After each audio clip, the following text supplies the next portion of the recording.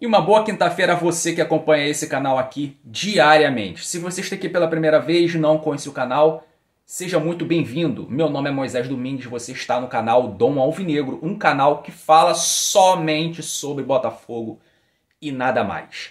Considere se inscrever nesse canal aqui, senta o dedão no like, compartilhe esse vídeo para outros botafoguenses conhecerem esse canal. Então se inscreva, ajude esse canal aqui a crescer, beleza? Então segura aí. A gente vai falar já sobre Botafogo e LDU. Tem algumas coisas para falar aqui sobre a atuação do time. Sobre como o Botafogo se comportou nesse jogo. Mas eu quero falar primeiro sobre o calendário.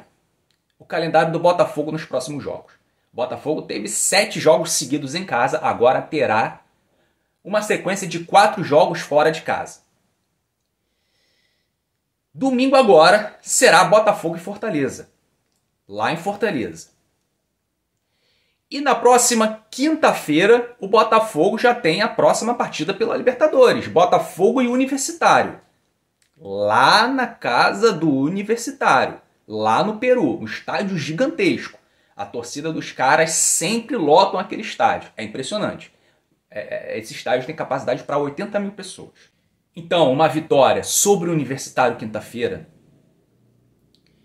é extremamente importante para a pretensão do Botafogo na Libertadores, que é se classificar para as oitavas de final. A classificação para as oitavas de final vai passar por esse jogo contra o Universitário. Em caso de vitória, o Botafogo chega a 9 pontos. Dependendo do resultado entre LDU e Júnior de Barranquilla, o Botafogo pode até se classificar, faltando uma rodada, que será contra o Júnior de Barranquilla dia 28, que também é fora de casa. Todos os times do grupo D, com exceção do Botafogo, eles jogam ainda em casa. Todos eles têm partidas para jogar em casa, faltando 2 jogos. O Botafogo terá 2 jogos fora de casa.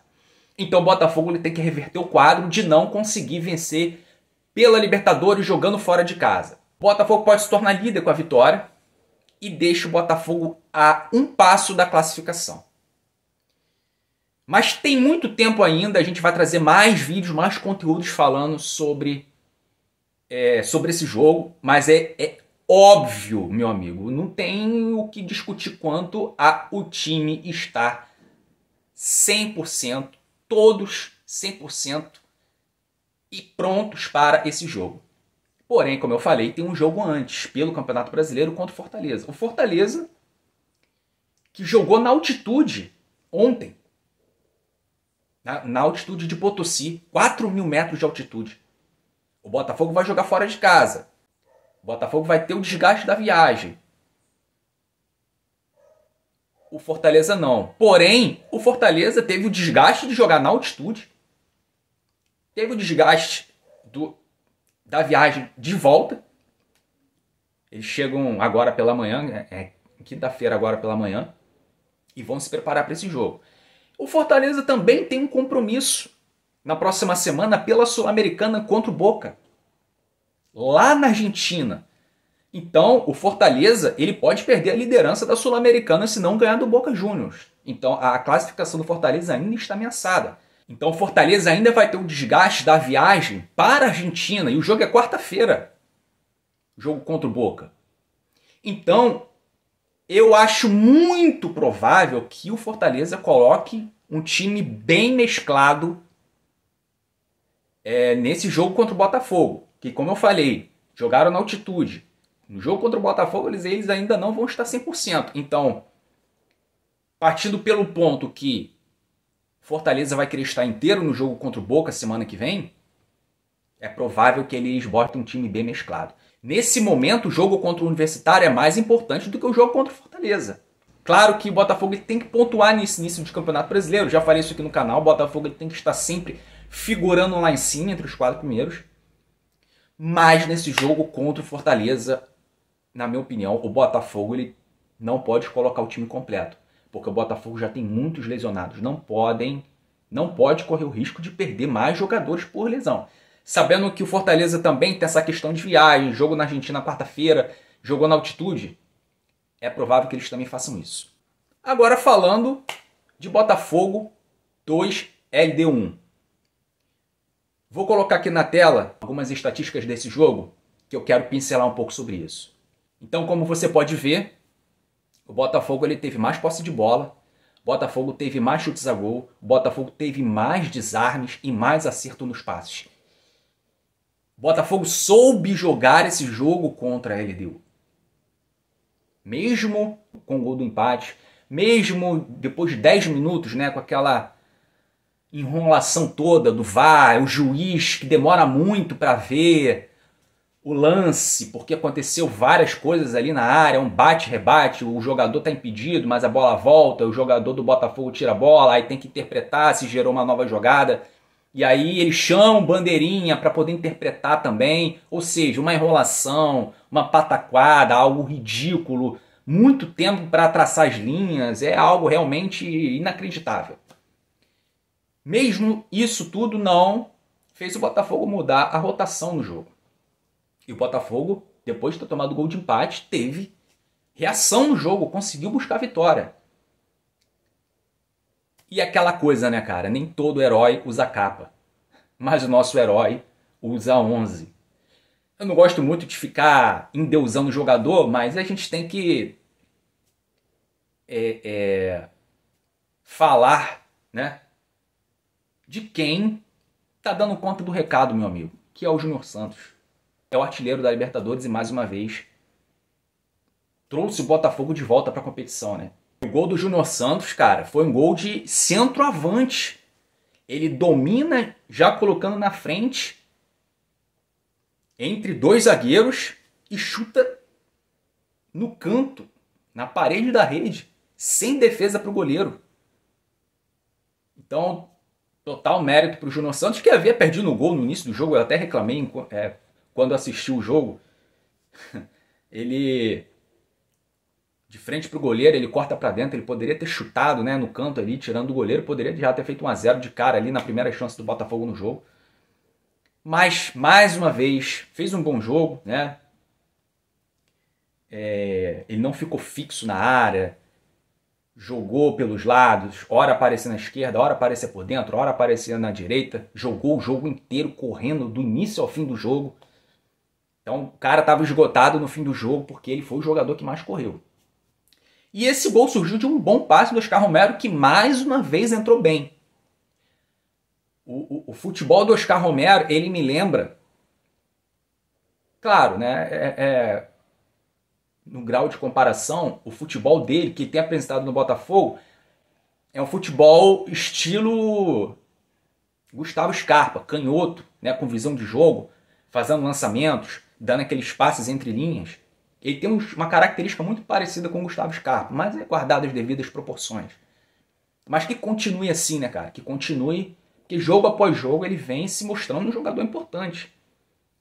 E quando ele entra no decorrer das partidas no segundo tempo, o Botafogo ele muda um pouco, né? O Arthur Jorge, quando coloca o Oscar Romero, a característica ofensiva do Botafogo, ela muda um pouco, porque o Oscar Romero ele atua como esse terceiro homem por dentro. Então o Botafogo ele meio que fica no 4-3-3, com 2 pontas, um jogador na frente e o Oscar Romero por dentro, como era ano passado, o 4-3-3, quando o Eduardo fazia essa função. Mas claro, né, com mais posse de bola no campo adversário. O Botafogo jogava com o Eduardo como esse terceiro homem, mas na verticalidade, né, com aquela transição rápida. Com o Oscar Romero é mais aqueles passes, né, entre linhas, tabela, aquele lançamento para o lateral, para o ponta, passando nas costas do adversário. Jefinho saiu, o Jefinho que fez mais uma partida muito abaixo. É impressionante como o Jefinho ele caiu muito de produção depois da lesão, tá sem confiança. A maioria das coisas que ele tenta, ele erra. A torcida já começa a pegar no pé do Jefinho. Eu mesmo já elogiei muito o Jefinho aqui. Fez um bom campeonato carioca, fez gols. Mas, cara, tem sido um jogador muito displicente, né? Peladeiro. Então, eu acredito que o Arthur Jorge vai começar a rever essa questão da titularidade do Jefinho. Quando o Eduardo voltar, antes, né, do Tiquinho, O Eduardo, que a gente espera que já esteja à disposição no próximo jogo, a tendência é que o Jefinho volte para o banco. Com o Eduardo, Júnior Santos na frente, Luiz Henrique e Savarino. Luiz Henrique, também falando, né, um pouco do Luiz Henrique, também em alguns momentos se mostra um pouco displicente, um pouco preguiçoso, mas nesse jogo contra a LDU eu percebi que ele se preocupou um pouco mais também com a função de ponta, que é ajudar na marcação. Por muitas vezes a gente viu o Luiz Henrique voltando, ajudando na marcação, ajudando a recompor. Ele tentou fazer uma jogada ali no campo de defesa, né? Tentou dar um balão no campo de defesa ali, que gerou uma jogada perigosa. Da LDU, gerou aquele cruzamento, né? Com aquele bate-rebate na área, gol da LDU. Quando surgiu, né, aquela pataquada, né, de analisar o lance durante 10 minutos e o gol foi anulado. Sendo que existia falta nele. Na minha opinião, nessa jogada que ele cai, que ele tenta o balão e ele cai, aqui, esse lance foi falta. Eu vi como falta. Então aquele lance todo lá do VAR nem deveria ter sido analisado. E eles não analisaram o lance. Eles ficaram preocupados em olhar se houve impedimento ou não no gol da LDU. Enfim, ainda bem, né, que por questão aí de interpretação, uma nova regra, quando o jogador, né, da defesa tem uma questão aí de rebater a bola, se o jogador não tiver em posse, né, do controle da bola, isso pode ser interpretado como impedimento, que foi o que aconteceu nesse jogo, né?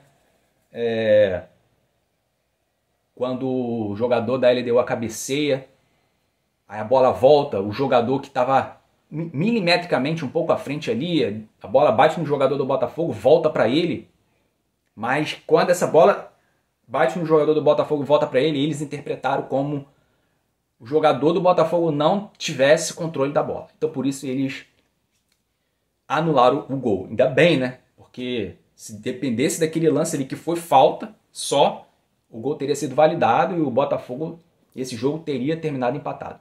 Mas a gente vê, né,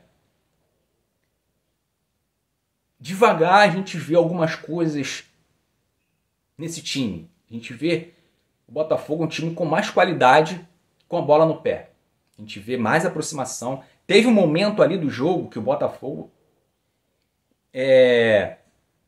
entre os homens de meio campo e os homens do ataque, muito espaço. O Botafogo era um time muito espaçado. Isso fazia com que a LDU tivesse a bola, né? Em alguns momentos o Botafogo foi instável. Mas a maioria desses ataques, né, quando a LDU ultrapassava essa segunda linha e chegava no campo de ataque, quando eles tentavam o cruzamento, tentavam uma jogada por dentro, se esbarrava na defesa do Botafogo, a LDU não teve muitas chances de gol, como a gente vê nos últimos jogos até aqui, o time adversário não criando muitas chances de gol. Isso é algo que eu tenho observado. Então, hoje a gente não vê o Botafogo tomando sufoco, né, como era no passado.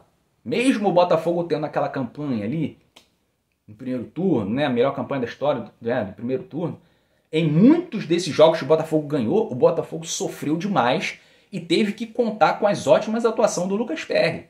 Com as ótimas atuações do Lucas Perry. E em diversos momentos o Botafogo era amassado, o Botafogo passava um sufoco danado. Hoje, até o momento com o Arthur Jorge, eu não vi isso. Claro, né, sai gols dos adversários por falhas da defesa, falhas individuais, falhas de posicionamento, mas eu não tenho visto esse sufoco, a gente não vê. Isso é mérito daquilo que o Arthur Jorge ele pensa no jogo. Isso é mérito de como o Arthur Jorge coloca o time do Botafogo postado em campo. Então é algo que eu tenho observado. Isso é um ponto positivo, a gente espera que continue assim, os pontos negativos sejam corrigidos e a parte ofensiva do Botafogo melhore cada vez mais. Então, isso é algo que eu observei, eu não vi ninguém comentando sobre isso, não li isso em lugar nenhum, é algo que eu percebi, jogo após jogo.